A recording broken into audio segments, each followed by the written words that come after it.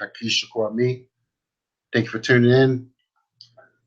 Thank you all for tuning in. Well, I wanted to do this piece, brothers and sisters. I got a show coming up here, and in preparation, was trying to get ready. So for the past few days, and every year I had some years ago started a Malcolm X weekend event in the Baltimore area, and this year I looked around and I saw that my services are needed again. So we are doing this event in Baltimore coming up here on May the 21st. We're doing it on Sunday just to kind of give everyone else the opportunity to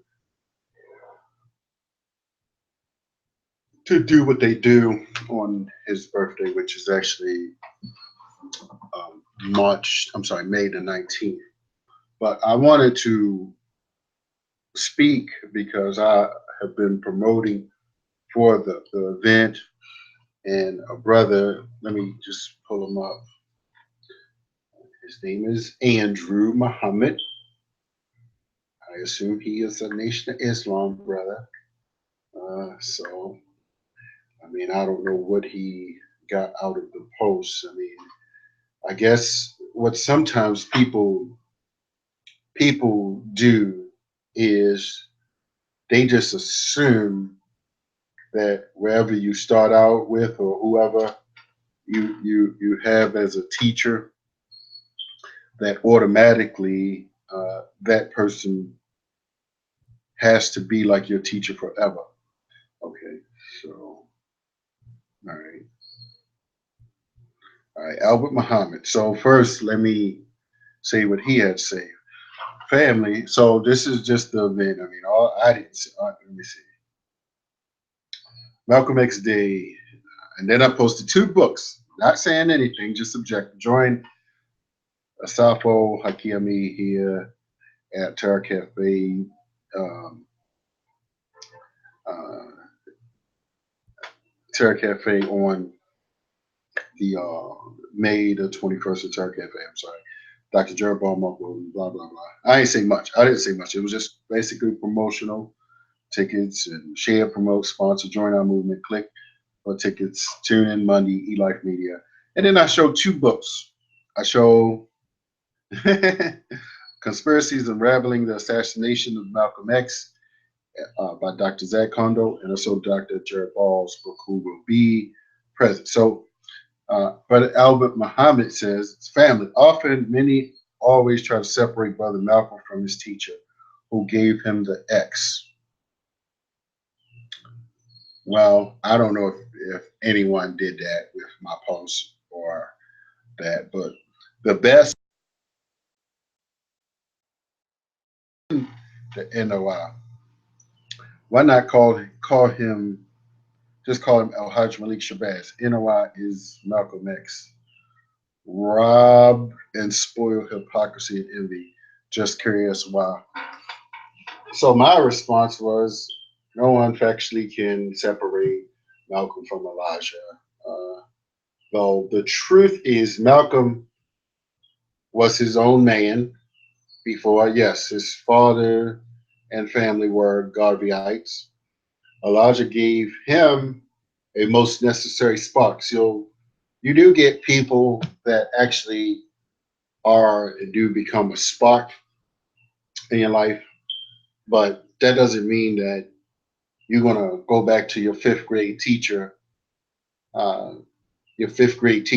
in elementary school and say, "Oh, thank you, fifth grade teacher." You, or the second grade or kindergarten, and say, "Oh, you did everything for me." So I'm not saying that that was the case, but was also true that Malcolm X built the nation. And I also said, why not call him Detroit Red if you want to call him Hajj Malik, whatever, what'd you say, Hajj Malik Shabazz. So I say, why not call him Detroit Red? What was your point? So, and I said, it's true. Malcolm X built the nation. Elijah Muhammad didn't go all around the country, and he didn't establish the final call. So, get a man the credit for being his own man. And if when it's time for him to leave, because basically he was probably felt like he was getting pimped on some levels, or that he wasn't getting his just dues, or everybody else living nice and he wasn't. So I mean, and that's where I'm saying we got to watch out for these different groups.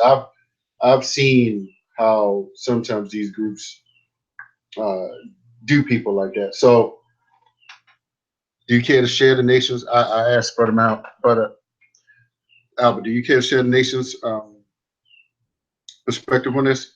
Malcolm helped big, but only under the wisdom of Most Honorable Elijah Muhammad. Nobody's doubting that, but I'm like, I mean, sometimes people think that somebody, you know, your great coach and guru, like they have ultimate power over you. We gotta watch that. So the nation grew more after his death. Yeah, controversy. I mean, Mr. Farrakhan chose, Mr. Farrakhan chose hypocrisy will never prosper, no matter how great the name of the cause. Loving the fruit, not the tree, robbed and spoiled. Thanks. I mean, he said, peace. I'm not a national rep. I'm speaking very humbly, although the statement is strong. I'm studying the teachings of NOI, not too much for posting my own personal information. The popularity of Malcolm X was and is as those who lift his name. There should be a great success in comparison to the NOI. No, not making mischief, only an example. NOI not perfect, but all that Malcolm pushed the NOI real time, attempting to fulfill. Most talk Malcolm just to hate the Nation of Islam, Farrakhan, not helping Malcolm or the work sacrifice for the Nation of Islam, hypocrisy. Elijah not here. What's the excuse? Robbed and spoiled. I mean, I don't totally understand everything he's saying, but I assume that he's saying that uh, individuals that are, that uphold Malcolm X uh, should uphold Elijah Muhammad equally or more. Well, not everybody are choosing to believe in religious doctrine. Not everybody's willing to concede that God came, and that that all we need is some divine intervention to the degree that it becomes, um, shall I say, it's not necessarily practical. It's not tangible, And so again, I know that many people, many black people, it's almost factual, and I've seen it, and we can see from the growth of people like Alex Jones and how comparative he has such a broad viewership and listenership and audience, and we see some of these other uh, young YouTubers, young YouTubers getting tens and thousands of views because their doctrine is on aliens and space creatures. So I understand that everyone is looking for higher levels of stimulating knowledge and wisdom. Um, so what Malcolm attempted to do, as he looked at um, the nation's teachings, he wanted something more tangible, and something more uh, concrete. He didn't just believe, for instance, in how um, wait for Allah to create some conditions, and so those were some of the complex issues when you see actually Negroes experiencing certain results, and those that are under control on some level of the white man, shall I say, and many, uh, for instance, other organizations not necessarily seeing progress. So the brother has some, he said that the nation grew after Malcolm more prominently. I'm not saying that that may not necessarily be true. I don't know the parameters of how that actually, and I'm not, I mean, you can't be against a total group of people. I mean, I have, some of my peoples are members, so I mean, but I'm not saying that I only deal with them, they only deal with themselves, but I have to maneuver, so I can't necessarily be just saying, oh, I'm gonna do this every single night. I mean, I'm not.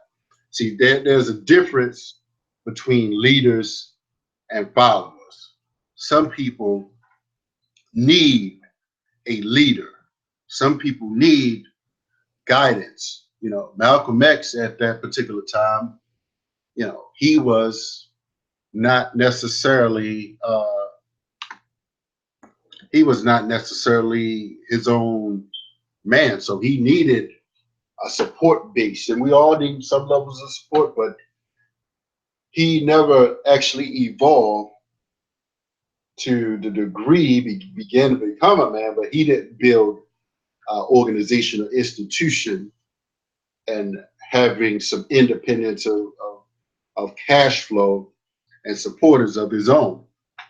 And so that's the challenge that many individuals who give their life and for a leader. And let me just and this is beyond the nation per se, because I don't want to make it like that I would single out any particular group like that, but unless they doing some heinous types of things. But we know that some people are just greedy and excessive. They buy the most expensive luxuries, and that certainly was a concern of Malcolm, that many individuals were now uh, kind of living large, and they didn't necessarily have those desires for or reciprocate amongst people that have got. I'm sorry.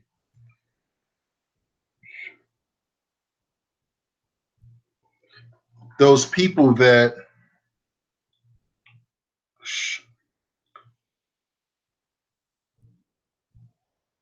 I'm trying to call me. Sorry, y'all. Sorry. Um, those people that want to just take and be greedy and spend frivolously. So I'm not saying that I know for a fact, but that is according to several different people's perceptions. But I don't want to go too far into that. But I want to read something from Dr. John Henry Clarke's book, and I'll just show this book. It's a rebranded.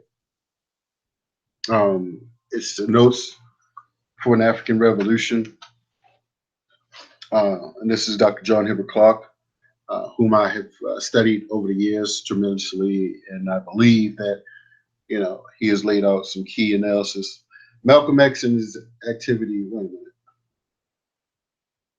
Malcolm X and his activities got some of the best and worst press coverage of any personality on time. Unfortunately, Malcolm X was the master of the press conferences, and he always got the best out of them. Many writers arrived at sweeping conclusions about Malcolm without ever confronting him or seriously trying to understand the nature of the movement that his personality almost solely brought into being. Those who viewed him at close range got a different picture than others who attempted to view him from a distance with detachment and what some people call objectivity. Okay. The many it scared me. The many dimensions in the personality of Malcolm X made him a difficult person to understand and to interpret. He was a person always in the process of growth and change, right?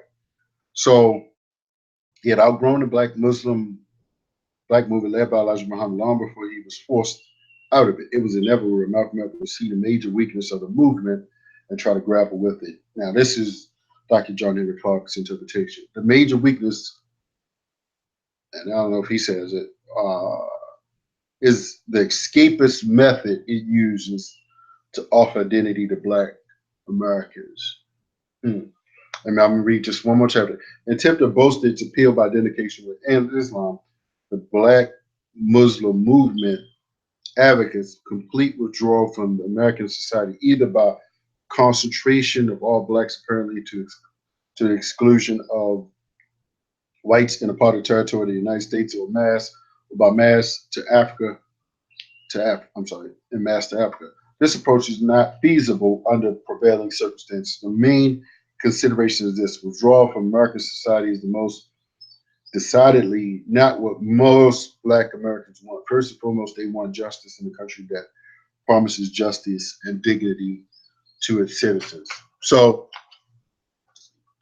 that's Dr. John Henrick Clarke's interpretation. So we're going to have more on this discussion coming up here at the Malcolm X event. I just want to give you all a taste. I'm not going to be moderating at that event. But brother Dr. Jared Ball, he is going to revisit Manny Marvel's book, so he does a fair analysis objectively.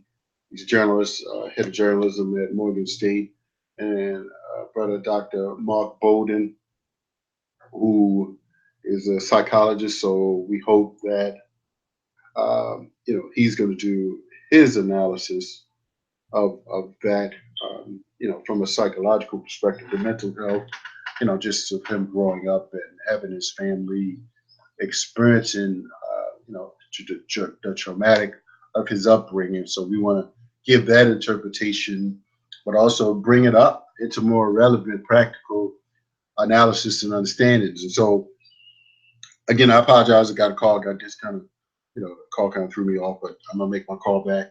But again, this is updated, revised edition of Dr. John Henrick Clarke's book.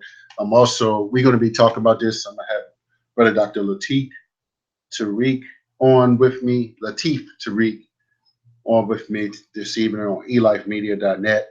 So looking forward to that here, and we're going to look forward to the Malcolm X event on May 21st. Join the real movement. Success Scholar, HAKI.com. Holla at the Success Scholar. I'm out.